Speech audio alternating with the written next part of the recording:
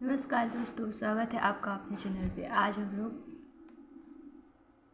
67 BPSC प्रारंभिक परीक्षा का भूगोल सब्जेक्ट को देखेंगे। इसमें क्या क्या पूछा था। जियोडेसी वह विज्ञान है जो संबंधित है स्थलीय चट्टान की डेटिंग से, पृथ्वी के आयाम की माप से, पृथ्वी की ऊंचाई और डिप्रेशन की माप से, क्रस्ट के द्वारा किए गए परिवर्तन की रिकॉर्डिंग से, है उपयुक्त में से कोई नहीं, है उपयुक्त में से एक से अधिक। तो इसमें हो जाएगा, क्वेश्चन का आंसर हो जाएगा हमारा ई।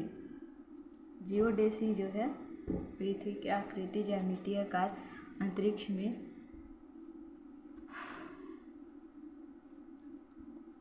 अभिविन्यास और गुरुत्वाकर्षण को सटीक रूप से मापने और समझने का पृथ्वी विज्ञान है। इस क्षेत्र में इस बात का भी अध्ययन किया जाता है कि ये गुण समय के साथ कैसे बदलते हैं और अन्य ग्रहों के लिए समान माप भूगर्भीय घटना, क्रिस्टलीय सहित गति, ज्वार और ध्रुवीय गति का अध्ययन होता है।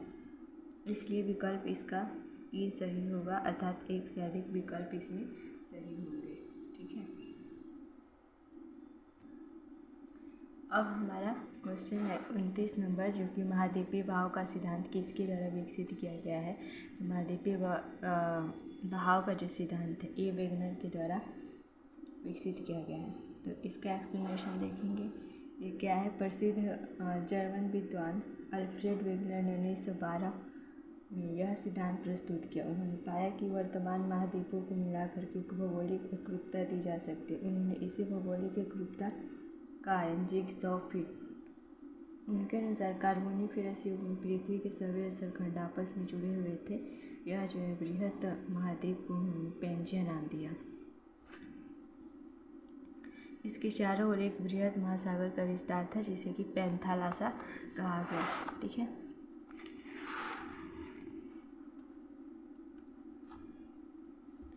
अंतिम जुरासिक युग में पेंजिया का विभाजन जो है प्रारंभ हुआ एवं इसका एक भाग उत्तर की ओर तथा दूसरा भाग जो था दक्षिण की ओर विस्थापित हुआ।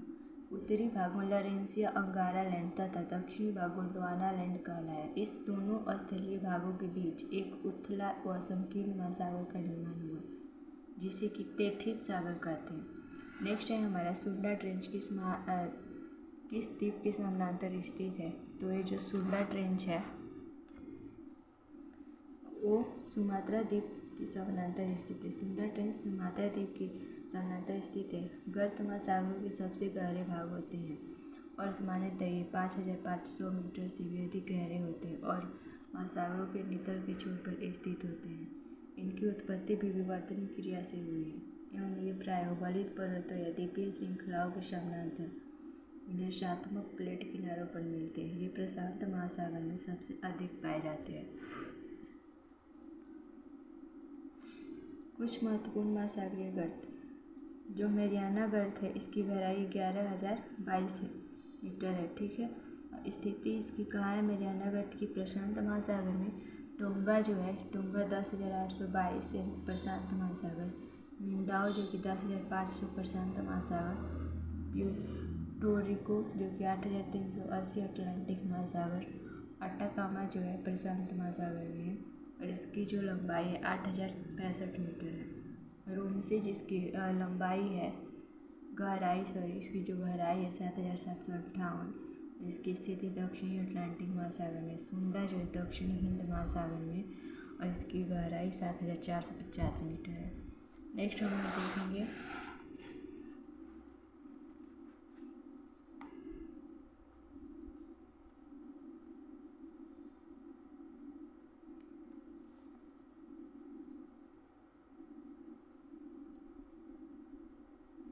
एक प्रभावी कोरियोलिस बल किस कारण होता है। तो इसका एक आंसर हो जाएगा हमारा भी पृथ्वी का घूर्णन। ये जो पृथ्वी के घूर्णन के कारण उत्पन्न आभासी बल को कोरियोलिस बल कहते हैं। पृथ्वी का जब घूर्णन होता है उसके कारण जो आभासी बल उत्पन्न होते हैं उसी को हम क्या बोलते हैं, कोरियोलिस बल। धरातल पर प्रवाहित हवाओं की दिशा वायु दाब तथा पृथ्वी की घूर्णन गति के द्वारा निर्धारित होती है। विषुवतीय निम्न दाब क्षेत्र से ऊपर उठी हवाएं ऊपरी वायुमंडल में ध्रुवों की ओर प्रवाहित होती है, लेकिन पृथ्वी के घूर्णन बल के कारण पूरब की ओर विक्षेपित होने लगती है। इस बल को सबसे पहले विक्षेपित फ्रांसीसी वैज्ञानिक कोरियोलिस ने बताया था। इसी कारण इस बल का नाम कोरियोलिस बल पड़ा। कोरियोलिस बल के कारण उत्तरी गोलार्ध में पवन अपनी दाईं ओर तथा दक्षिणी गोलार्ध में अपनी बाईं ओर विक्षेपित हो जाते हैं। इसे जो है फेडरल का नियम कहते हैं। यह प्रभाव जो है विषुवत रेखा पर सबसे कम तथा ध्रुवों पर सर्वाधिक होता है। निम्नलिखित में से किस देश की मृत सागर के साथ भूमि सीमा नहीं है? तो इसका आंसर हो जाएगा हमारा ए, लेबनान के साथ। मृत सागर को अरबी अल बैर अल मईत से भी संबोधित किया जाता है, जिसका अर्थ होता है मौत का सागर। मृत सागर को साल्ट सी भी कहा जाता है। यह पश्चिमी एशिया में स्थित है। इसकी जो है सीमाएं पूर्व में जॉर्डन, पश्चिम में इजराइल तथा फिलिस्तीन से लगती है। यह जॉर्डन की रिफ्ट घाटी में स्थित है। इसकी सहायक नदी जॉर्डन नदी है। लेबनान की भूमि सीमा मृत सागर से नहीं लगती। नेक्स्ट क्वेश्चन है हमारा इलिमाइट, जो कि भारतीय तटीय रेखा के साथ व्यापक रूप से वितरित है, किसका खनिज है? तो इसका आंसर हो जाएगा हमारा बी, यानी कि टाइटेनियम। इसमें इल्मेनाइट एक जो है टाइटेनियम लौह ऑक्साइड खनिज है, जिसका आदर्श सूत्र होता है FeTiO3।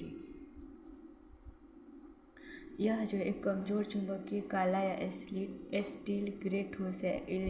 इल्मेनाइट जो है टाइटेनियम का सबसे महत्वपूर्ण अयस्क और टाइटेनियम ऑक्साइड का मुख्य स्रोत है, जिसका उपयोग जो है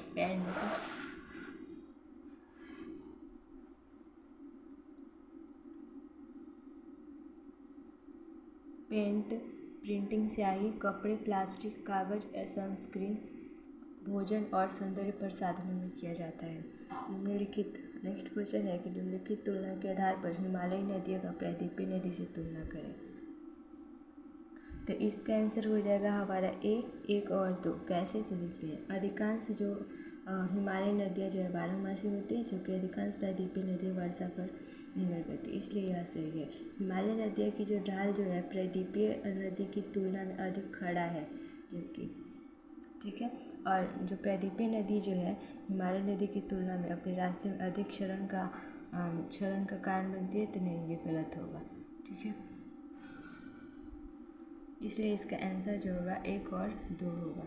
ठीक है, हिमालय तथा प्रायद्वीपीय नदी की तुलना निम्न रूप में नीचे देखी जा सकती है, जैसे कि पक्ष, उद्गम स्थल, हिमालयी नदियाँ और प्रायद्वीपीय नदियाँ।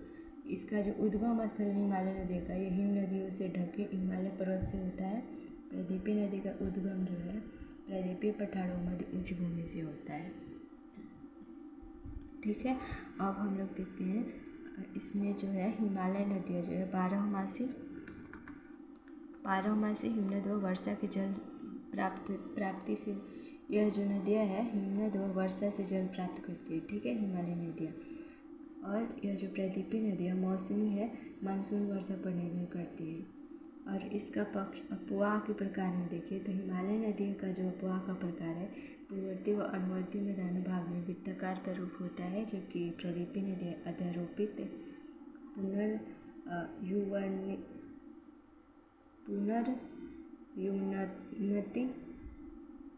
युवनित नदियाँ और बड़ी व आयताकार प्रारूप बनाती हुई। ठीक है, जबकि यह जो नदी की प्रकृति कैसी है हिमालय नदियों की, यह लंबा मार्ग है, उबड़ खाबड़ पर्वतों से गुजरती नदियाँ है। अप्रदन व नदी अपहरण, मैदानों में जलमार्ग बदलना तथा विसर्प बनाना हिमालय नदियों का काम है। जबकि प्रायद्वीपीय नदियाँ सुसमायोजित घाटियों के साथ छोटे इसके निश्चित मार्ग होते हैं। और ये जो है हिमालयी नदियों का जलग्रहण क्षेत्र बहुत बड़ी द्रोणी होती है, जबकि प्रायद्वीपीय नदियों का जो जलग्रहण क्षेत्र अपेक्षाकृत छोटी द्रोणी होती है। यह जो है उद्गम स्थल जो है नदी की आयु, हिमालय नदी की जो नदी की आयु होती है वह क्रियाशील व घाटियों को गहरा करना है। ठीक है, प्रायद्वीपीय नदियों में जो क्या होता है कि प्रवणित परिच्छेदिका वाली पौध नदी है जो कि अपने आधार तल पर पहुंची है।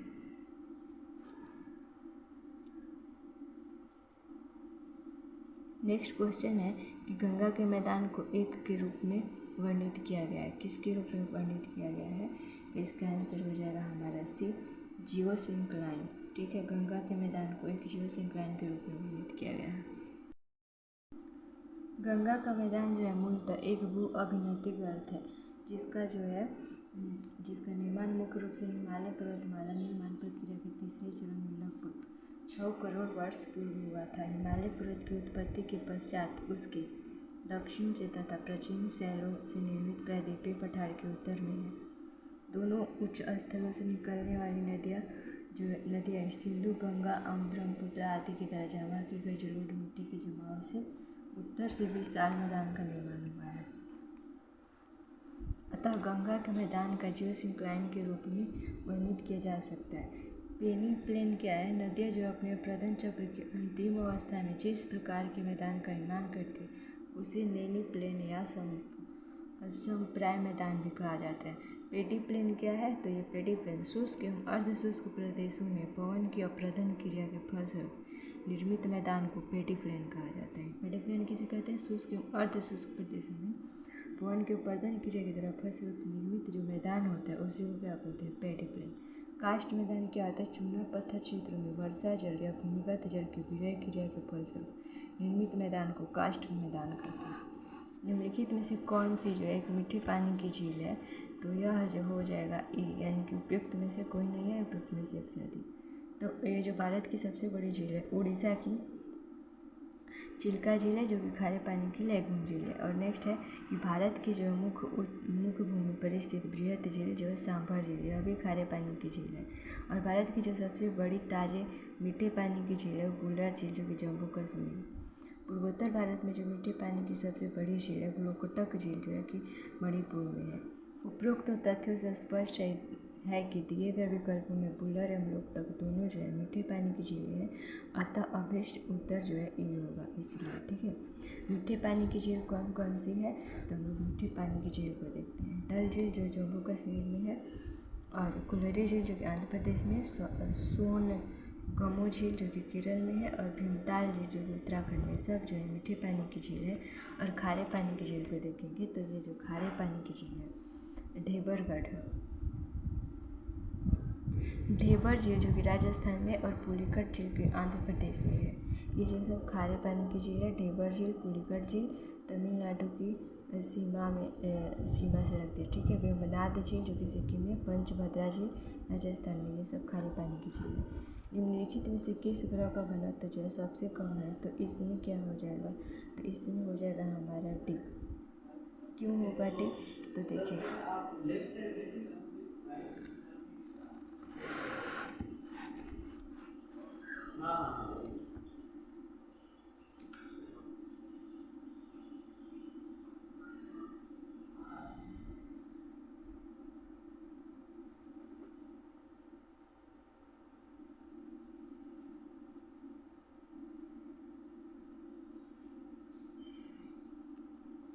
तो इसमें हो जाएगा उपरोक्त विकल्पों में से शनि ग्रह का घनत्व जो है सबसे कम है। घनत्व के अनुसार जो है ग्रहों का आरोही क्रम शनि, अरुण, बृहस्पति, वरुण, मंगल, शुक्र, बुध एवं पृथ्वी है। इसका घनत्व जो है सभी ग्रहों एवं जल से भी कम है, यानी इसे जल में रखने पर जो है तैरने लगेंगे। ठीक है, कौन कौन से ग्रह है? शनि, अरुण, बृहस्पति, वरुण, मंगल, शुक्र, बुध एवं पृथ्वी। इसकी जो तो विशेषता है, इसके तल के चारों ओर वलय का होना। मोटी प्रकाश वाली कुंडली वलय की संख्या जो है 7 है। ठीक है, यह जो है आकाश में पीले तारे के समान दिखाई पड़ता है। यह जो आकार में दूसरा सबसे बड़ा ग्रह है, और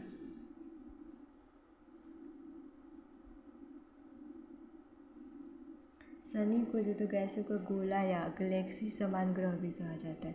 शनि का सबसे बड़ा ग्रह जो है टाइटन है, जो कि सौरमंडल का दूसरा सबसे बड़ा ग्रह है। टाइटन की जो खोज क्रिश्चियन हाइजेंस ने की। यह जो एकमात्र ऐसा उपग्रह है जिसका पृथ्वी जैसा स्वयं का सघन वायुमंडल है। फोबे नामक शनि का उपग्रह इसकी कक्षा में घूमने की विपरीत दिशा में परिक्रमा करता है। शनि अंतिम ग्रह जिसे कि खुली आंखों से देखा जा सकता है। शनि एक ऐसा अंतिम ग्रह है जिसको खुली आंखों से देखा जा सकता है। ठीक है, और नेक्स्ट क्वेश्चन है कि पश्चिमी सिंहभूम में स्थित चिड़िया की सबसे प्रसिद्ध विशेषता क्या है? तो इसका आंसर हो जाएगा ई, लौह अयस्क खनन। तो इसमें क्या होगा, इसका एक्सप्लेनेशन देखते हैं। पश्चिमी सिंहभूम में स्थित चिरिया लौह अयस्क खनन के लिए प्रसिद्ध है। चिरिया भारत के झारखंड राज्य के पश्चिम सिंहभूम जिले में स्थित एक जनगणना शहर है। 2 बिलियन टन लौह अयस्क के भंडार के साथ भारत की सबसे बड़ी लौह अयस्क खदान यहाँ स्थित है। खदान का संचालन जो है steel authority of India limited के द्वारा किया जाता है। यह जो है 479 मीटर की औसत ऊंचाई पर स्थित है। नेक्स्ट क्वेश्चन है हमारा, पट्टी सीमा परियोजना निम्नलिखित में से किन नदियों के एकीकरण से जुड़ी हुई है? तो इसका आंसर हो जाएगा कृष्णा और गोदावरी नदी। क्यों? तो पट्टी सीमा जो है लिफ्ट सिंचाई परियोजना एक नदी को जोड़ने वाली परियोजना है जो कि गोदावरी नदी को कृष्णा नदी से जोड़ती है। यह जो दक्षिण भारत की पहली नदी जोड़ो परियोजना है। कौन? पट्टी सीमा लिफ्ट सिंचाई परियोजना। यह परियोजना जो है देश में इस तरह की पहली सिंचाई परियोजना बन गई है जो बिना किसी बजट वृद्धि के समय पर पूरी हो गई। इसका नाम जो है लिम्का बुक ऑफ रिकॉर्ड्स में भी दर्ज है। ठीक है।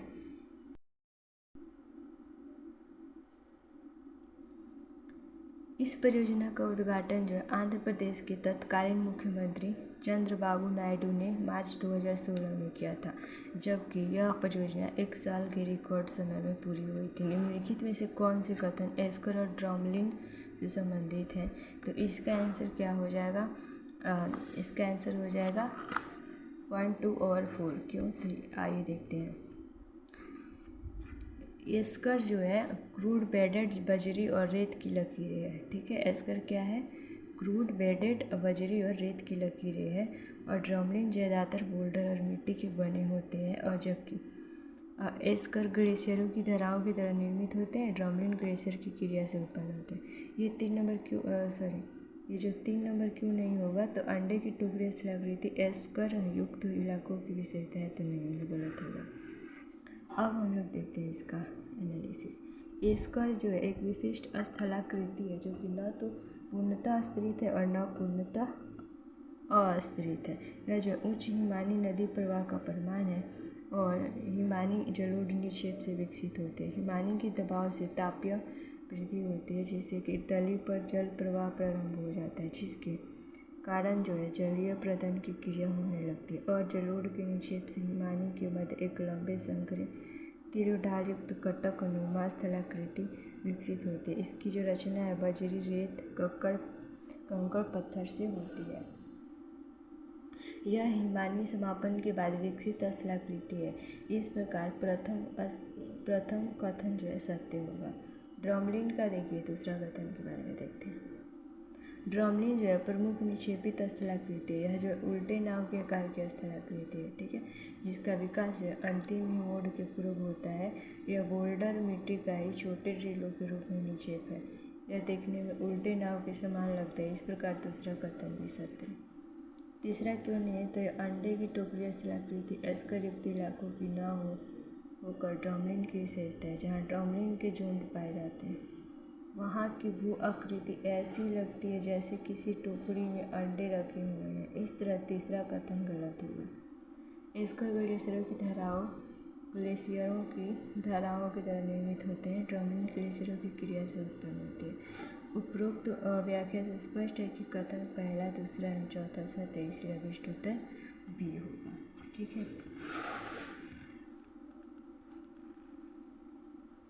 अब हम लोग देखते हैं हमारा 41वां नंबर जो क्वेश्चन है कि भूमिगत कोयले का दहन किस राज्य में होता है? तो भूमिगत कोयले का दहन जो है झारखंड राज्य में होता है। कोयला जो है एक जो है ठोस कार्बनिक पदार्थ है जिसका ईंधन के रूप में प्रयोग में लाया जाता है। ऊर्जा के स्रोत के रूप में कोयला जो है अत्यंत महत्वपूर्ण है। भारत की ऊर्जा आवश्यकता का आधे से ज़्यादा की पूर्ति कोयले से होती है। यह जो है वनस्पति से बनता है और कोयला गोंडवाना युगीन चट्टानों में मिलता है। गोंडवाना युगीन चट्टानों का सबसे प्रमुख क्षेत्र पश्चिम बंगाल, झारखंड, ओडिशा राज्य है। यहाँ कुल भंडारण का 76% भाग पाया जाता है। भूमिगत कोयले का दहन झारखंड राज्य के झरिया में पिछले 100 साल से हो रहा है। अब यह आग जरिया शहर तक पहुंच गई। आग बुझाने के सारे प्रयास विफल हो चुके हैं। भूमिगत आग के कारण जो कुलियारी के आसपास बसी 1 दर्जन बस्तियां खत्म हो चुकी है। हर तरफ आग की लपटें और गैस धुएं से आसपास के इलाके में भयावह स्थिति हो गई है। 42 नंबर में क्वेश्चन है, दामोदर, कोयला और सुवर्ण रेखा नदी निम्नलिखित में से किससे निकलती है? इसका आंसर हो जाएगा सी, छोटा नागपुर के पठार से। दामोदर, कोयला तथा सुवर्ण रेखा नदियाँ छोटा नागपुर पठार से निकलती है। दामोदर नदी झारखंड के लातेहार जिला में टोरी नामक स्थल से निकलती है। दामोदर नदी को बाढ़ के प्रकोप के कारण बंगाल का सूख कहा जाता था, लेकिन आज़ादी के बाद 1948 ईस्वी में भारत का पहला बहुउद्देशीय दामोदर घाटी परियोजना की स्थापना हुई। इसका जो उद्देश्य बाढ़ नियंत्रण, सिंचाई, जल विद्युत उत्पादन था। दामोदर घाटी परियोजना का निर्माण अमेरिका के टेनेसी घाटी परियोजना मॉडल के आधार पर स्थापित किया गया है। स्वर्ण रेखा नदी छोटा नागपुर पठार के रांची के आसपास नगड़ी गांव से निकलती है। दामोदर, कोयल तथा सुवर्ण रेखा नदियाँ छोटा नागपुर पठार से निकलती है। दामोदर नदी झारखंड के लातेहार जिला के टोरी नामक स्थल से निकलती है। दामोदर नदी को बाढ़ के प्रकोप के कारण बंगाल का सूख कहा जाता था,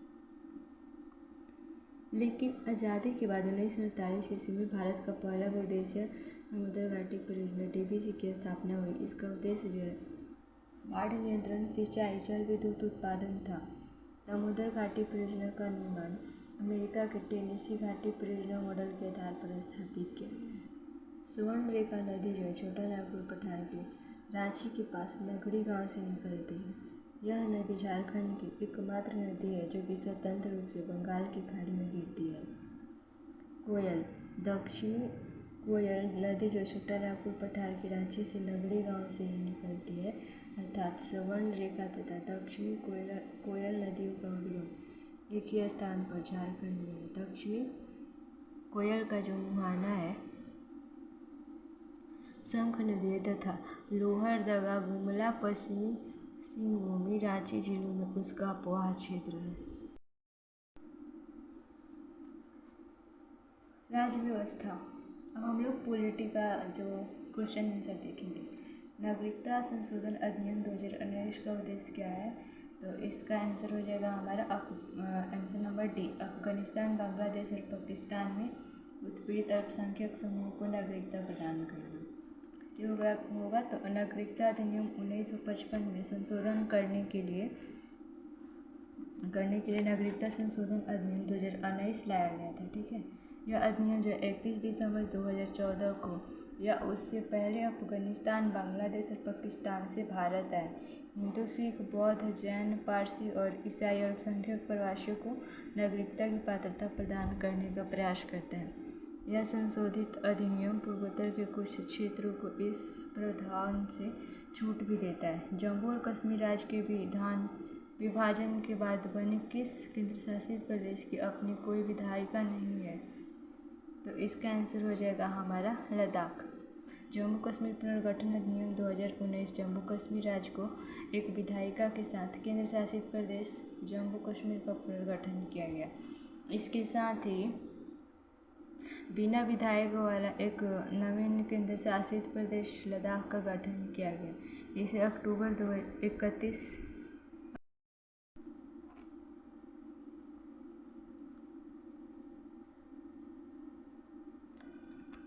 इसलिए जम्मू कश्मीर पुनर्गठन अधिनियम 2019 जम्मू कश्मीर राज्य के एक विधायिका के साथ केंद्र शासित प्रदेश और जम्मू कश्मीर का पुनर्गठन किया गया। इसके साथ ही बिना विधायिका वाला एक नवीन केंद्र शासित प्रदेश लद्दाख का गठन किया गया। इसे 31 अक्टूबर 2019 से लागू किया गया। वर्तमान में लोकसभा की एक सीट लद्दाख को आवंटित है। इसके शासन प्रमुख को संघ शासित प्रदेश दिल्ली की तरह उपराज्यपाल कहा जाता है। नए परिसीमन 2022 के अनुसार जम्मू कश्मीर विधानसभा में कुल सीटों की संख्या 83 से बढ़ाकर अब 90 हो गई है। इसमें अनुसूचित जातियों के लिए 7 एवं अनुसूचित जनजातियों के लिए 9 सीटें एवं कश्मीरी पंडितों के लिए 2 सीटें आरक्षित की गई हैं। निम्नलिखित में से क्या संविधान की 11वीं अनुसूची में शामिल नहीं है? तो इसका आंसर हो जाएगा सी, ग्रामीण खेल।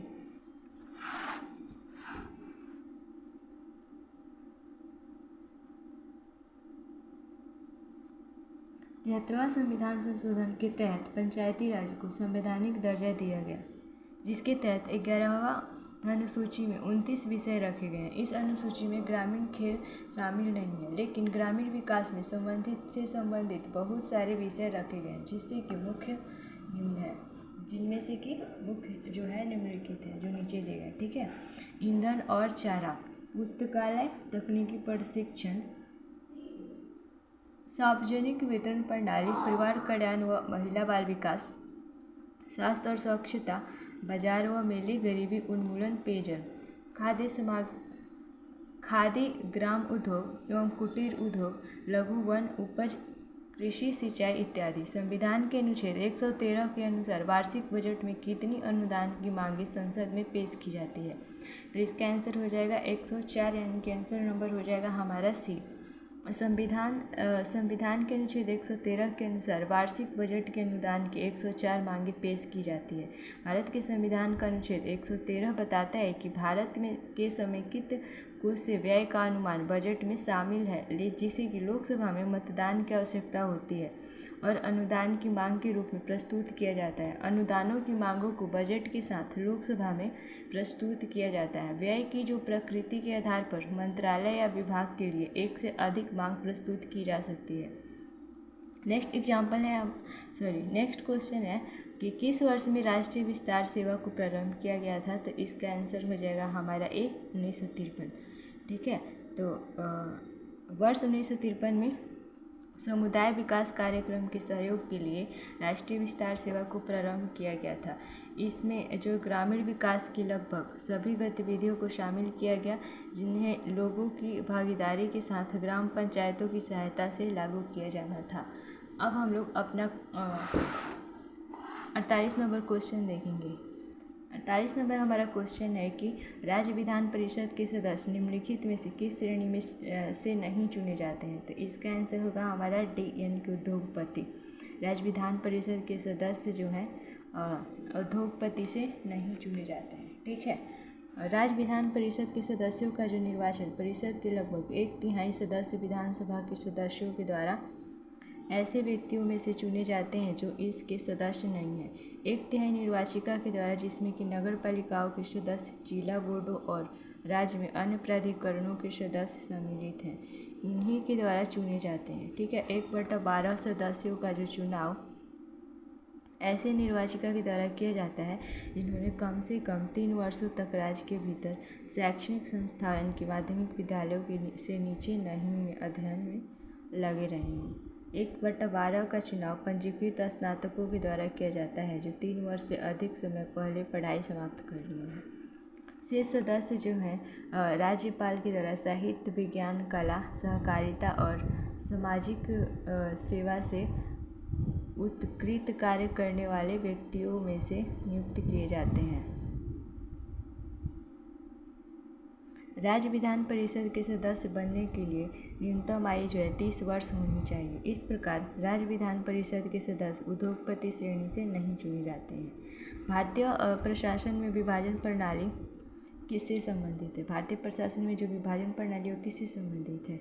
तो होगा अखिल भारतीय सेवाएं, इनकी केंद्रीय सेवाएं। ठीक है, तो भारतीय प्रशासन में विभाजन प्रणाली अखिल भारतीय सेवाएं केंद्रीय सेवाएं से संबंधित है। भारतीय प्रशासन को पदसोपानिक व्यवस्था के अंतर्गत रखने के लिए इस प्रणाली को अपनाया गया है। निम्नलिखित में से कौन सी संसदीय समिति कार्यपालिका जो को नियम विनियमन बनाने के लिए प्रत्यायोजित शक्ति से संबंधित है? तो इसका आंसर हो जाएगा हमारा बी, यानी कि अधीनस्थ विधान पर समिति। आंसर उसका हो जाएगा बी। ठीक है, अधीनस्थ विधान समिति कार्यपालिका को नियम विनियमन बनाने के लिए प्रत्यायोजित शक्ति प्रदान करती है। अधीनस्थ विधान संबंधी समिति में 15 सदस्य होते हैं। उनका कार्यकाल जो होता है 1 वर्ष का होता है। यह समिति इस बात की जांच करता है कि क्या नियम विनियम उपनियम उपविधि आदि बनाने के लिए संविधान के द्वारा प्रदत्त अथवा संसद के द्वारा प्रत्यायोजित शक्तियों का प्रयोग कार्यपालिका के द्वारा उस प्रत्यायोजन के अंतर्गत समुचित रूप से किया जा रहा है।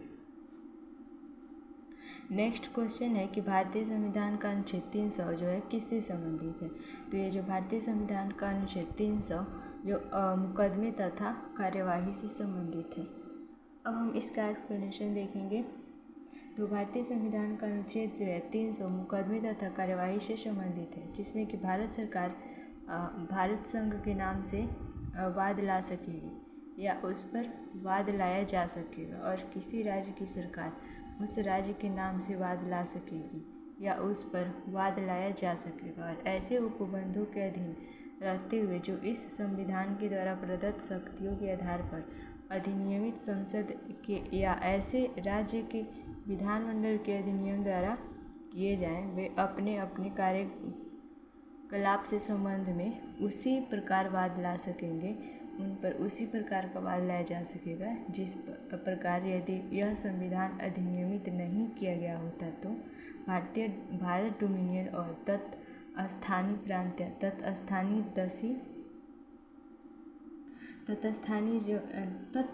देशी राज्य वाद ला सकते थे या उन पर वाद लाया जा सकता था। यदि इन संविधान के प्रारंभ पर ऐसी विधिक कार्यवाही लंबित है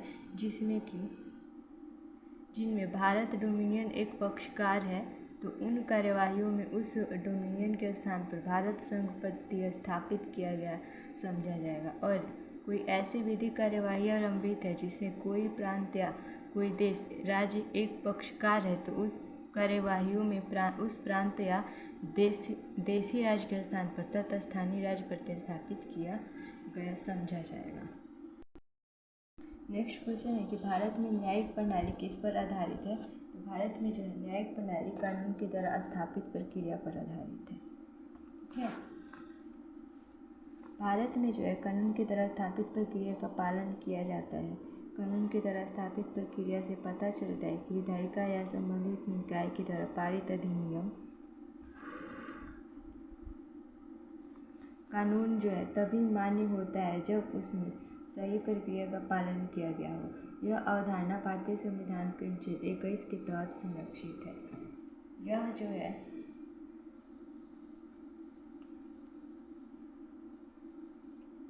यह जो है न्यायिक पुनरावलोकन की एक प्रक्रिया है, जिसके तहत न्यायपालिका यह देखती है कि बनाया गया जो कानून या विधि सम्मत है या नहीं। इसको तुलनात्मक रूप से देखा जा सकता है, जैसे कि अमेरिका में न्यायालय सर्वोच्च है और वह किसी भी कानून को रद्द कर सकती है, लेकिन भारत में न्यायपालिका उसी कानून को रद्द या निरस्त कर सकती है जो संविधान का उल्लंघन करता हो।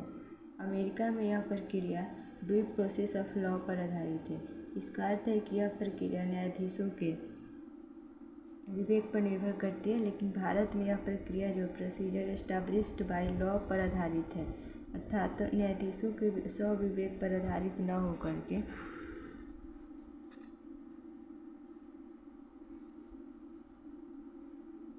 संविधान के प्रावधानों के अनुरूप होगा। दोनों देशों में यह अंतर संघीय ढांचे के अलग अलग होने के कारण है। किस राज्य में जो है पहला लोकायुक्त स्थापित हुआ था? किस राज्य में पहला लोकायुक्त स्थापित हुआ था? तो इसका होगा सी आंसर, महाराष्ट्र।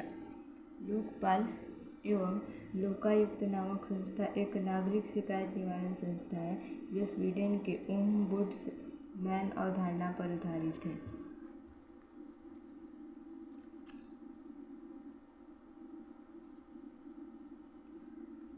दुनिया में नागरिकों की शिकायत के लिए सबसे पुरानी संस्था ओम्बुड्समैन है। ओम्बुड्समैन संस्था पहली बार 1809 में गठित की गई थी। भारत में जो है प्रथम प्रशासनिक सुधार आयोग 1966 से 1970 के सिफारिश के आधार पर नागरिकों की समस्या के समाधान के लिए 2 विशेष प्राधिकारियों लोकपाल व लोकायुक्त की नियुक्ति की गई है। जो भारत सरकार ने प्रशासनिक सुधार आयोग की सिफारिशों को स्वीकार किया है।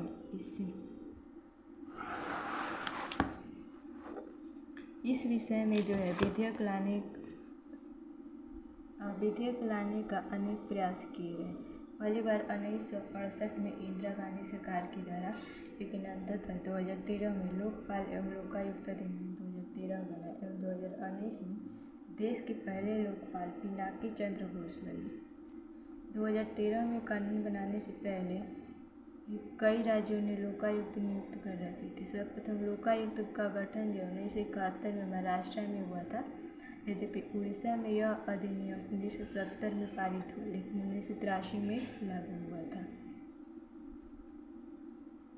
ये एस आनंद 1990 के दशक के अंत किस पर कार्यरत थे?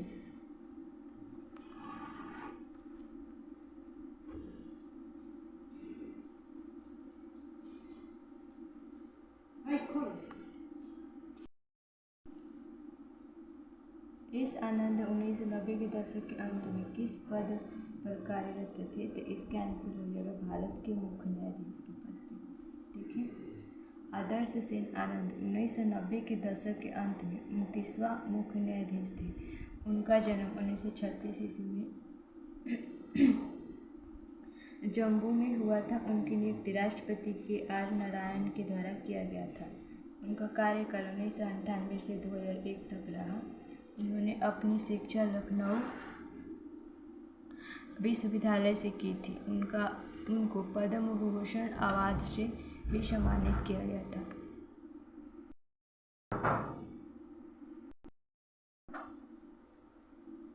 इनमें से 15वें वित्त आयोग का सदस्य नहीं। कौन नहीं है? तो इसका आंसर हो जाएगा सुदीप्तो मुंडले।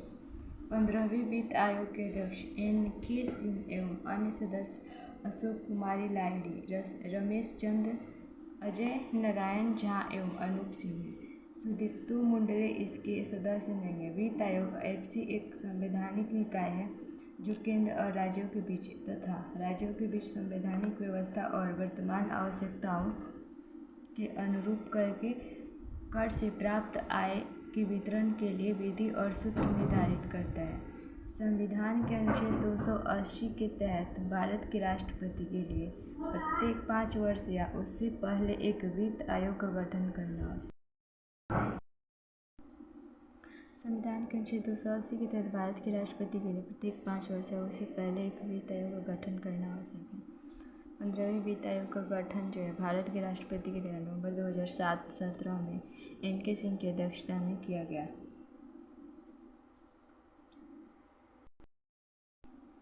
इनमें से कौन राष्ट्रीय विकास परिषद का हिस्सा नहीं है? इसका आंसर हो जाएगा ई। योजना आयोग की समाप्ति एवं नीति आयोग की स्थापना 1 जनवरी 2015 के साथ ही राष्ट्रीय विकास परिषद समाप्त हो गई। चूँकि अब यह अस्तित्व में नहीं है, तो दिए गए प्रश्नगत विकल्पों में ई उत्तर सही होगा। राष्ट्रीय विकास परिषद की स्थापना 6 अगस्त 1952 को हुई थी। यह भारत में जो थे विकास के मामलों पर निर्णय लेने और विचार विमर्श के लिए एक शीर्षक निकाय थी। इसकी जो आखिरी बैठक 22 अक्टूबर 2011 को हुई थी और यह इसकी 56वीं बैठक थी। राष्ट्रीय विकास परिषद में निम्नलिखित सदस्य शामिल होते हैं: भारत के प्रधानमंत्री, सभी केंद्रीय कैबिनेट मंत्री, सभी राज्यों के मुख्यमंत्री और उनके विकल्प, केंद्र शासित प्रदेशों के प्रतिनिधि और तत्कालीन आयोग के सदस्य। भारत के वित्त आयोग के संदर्भ में निम्नलिखित कथनों पर विचार करें। इसमें आंसर क्या होगा हमारा सी, 2 और 3 सिर्फ। संविधान के अनुच्छेद 280 के तहत वित्त आयोग का स्थापित किया गया था। वित्त आयोग के द्वारा की गई सिफारिश प्रकृति में केवल सलाहकार है, इसलिए आंसर इसका सी। वित्त आयोग एक संवैधानिक संस्था है। केंद्र सरकार और राज्य सरकारों के बीच वित्तीय संबंधों को परिभाषित करने के लिए भारतीय संविधान के अनुच्छेद 280 के तहत भारत का राष्ट्रपति प्रत्येक 5 वर्ष के लिए वित्त आयोग का गठन करता है। वर्तमान में 15वां वित्त आयोग का कार्यकाल चल रहा है। इसके अध्यक्ष NK सिंह हैं। पहला वित्त आयोग का गठन जो 1951 में किया गया था। इसके अध्यक्ष जो है KC नियोगी थे। वित्त आयोग में एक अध्यक्ष तथा 4 सदस्य होते हैं। वित्त आयोग का सिफारिश सलाहकारी होता है जो सामान्यतः सरकार के द्वारा मान लिए जाते हैं। इस प्रकार कथन 2 और 3 से